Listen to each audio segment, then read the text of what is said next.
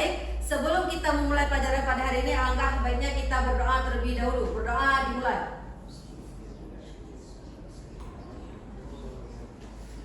Berdoa selesai. Baik, sebelum memulai pelajaran, Ibu akan absen terlebih dahulu. Ahmad Miftah, Hadir. Muhammad Zaki Al-Fahmi, Hadir. Muhammad Azkia, Hadir. Muhammad Rizki, Hadir. Muhammad Saputra. Hadir. Baik, semuanya hadir anak-anak pada hari ini. Baik. Sebelum memulai pelajaran pada hari ini, Ibu akan menjelaskan terlebih dahulu topik yang akan kita pelajari pada hari ini. Buka buku pada halaman 187.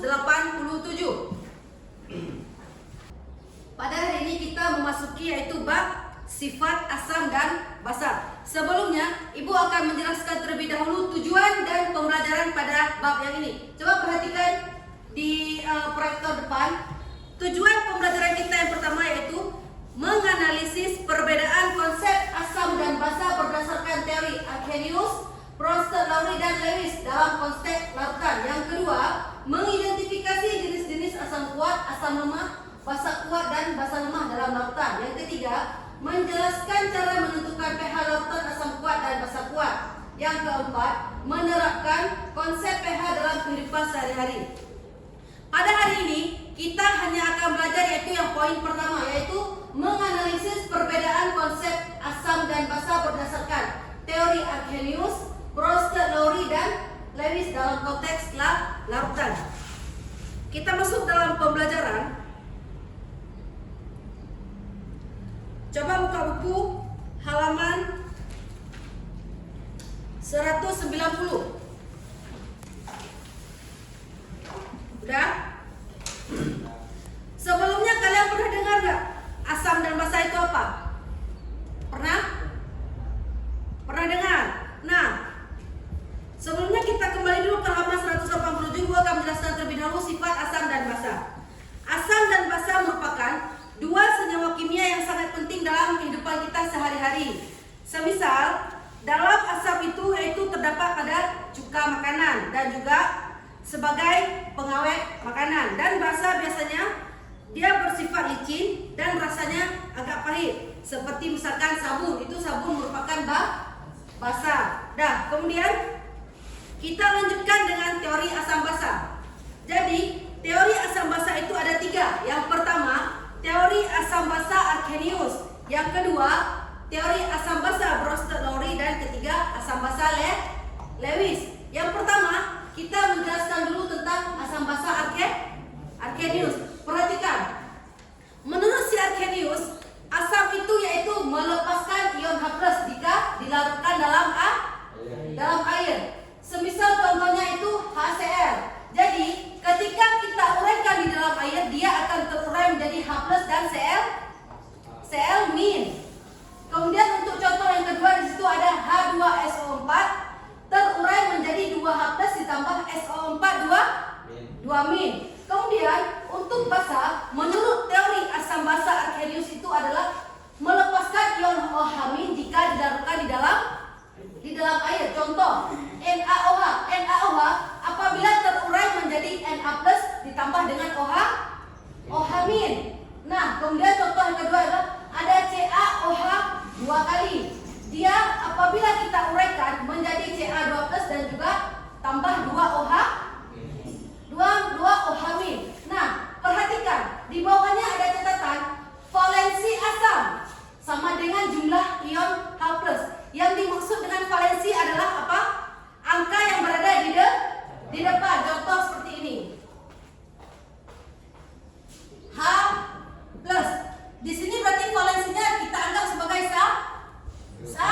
satu. Dia biasa satu tidak ditulis. Seperti contoh di H2SO4 menjadi 2H+. 2H+.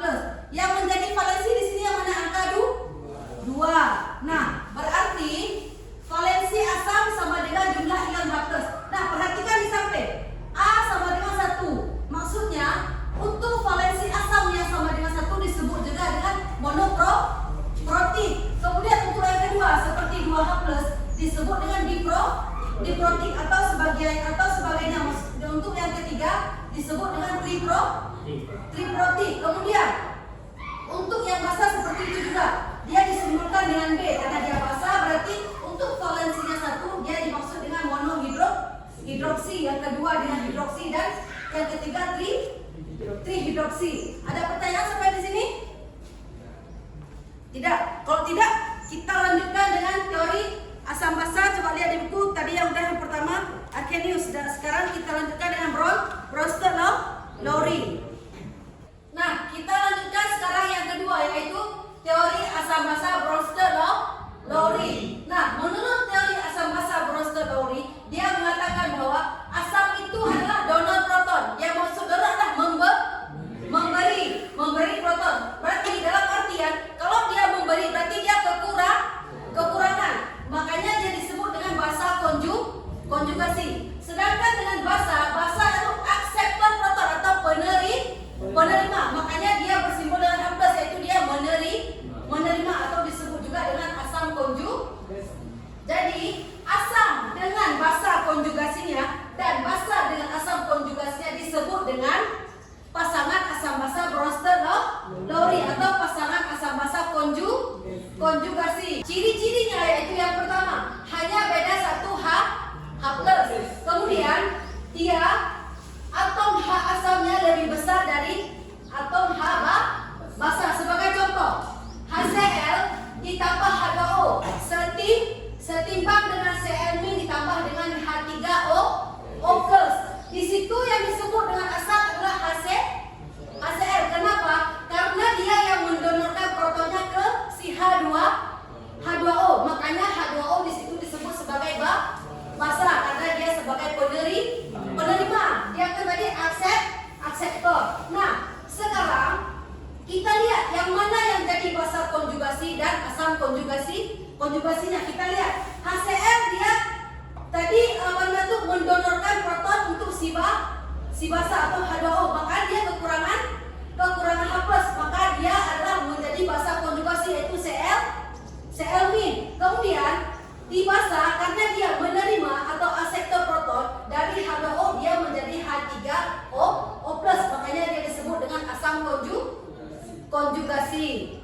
Sekarang kita lanjutkan ke teori yang ketiga, yaitu teori asam basa Lewis. Perhatikan, untuk asamnya dia merupakan akseptor pasangan elektron. Dia kebalikan dari yang tadi, yaitu teori dari Bronsted-Lowry. Kalau Bronsted-Lowry asam itu sebagai pendonor, sedangkan kalau di Lewis dia adalah sebagai akseptor. Dan begitu pula dengan basa. Kalau di Lewis basanya adalah sebagai pendonor. Kalau tadi kita di Bronsted-Lowry dia sebagai akseptor. Itulah perbedaan antara asam basa Lewis dan juga yang tadi apa? Bronsted-Lowry. Perhatikan. Nah, kemudian dia ada syaratnya. Untuk asam basa Lewis, si basa karena dia adalah pendonor, berarti dia harus mempunyai atom pusat atau ada PeB. Itu adalah apa kepanjangannya? Pasangan atom bebas atau pasangan elektron bebas. Kita perhatikan contoh. Di contoh ada NH3. Nah, yang menjadi atom pusatnya adalah yang N. Kita tulis N. Hanya ada berapa?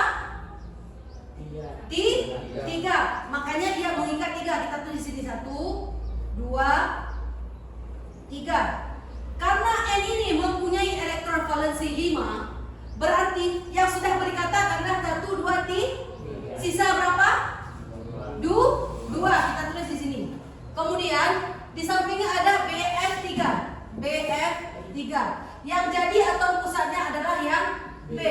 Kemudian dia berikatan dengan 1, 2, 3. Nah, karena B ini mempunyai elektron valensinya 3, berarti dia sudah habis berikatan.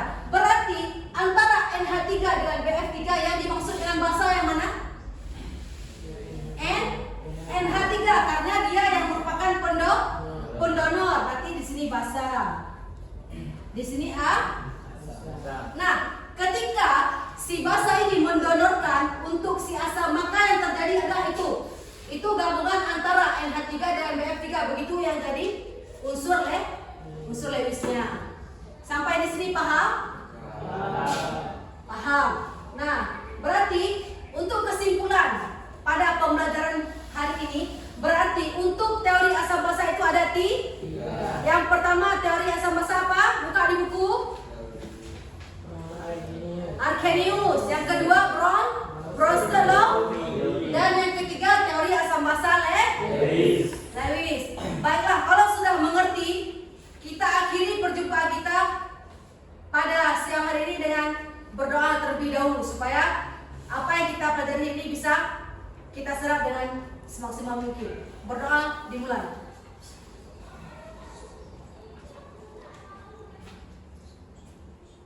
Berdoa selesai. Untuk perjumpaan siang hari ini Ibu akhiri dengan Assalamualaikum warahmatullahi wabarakatuh.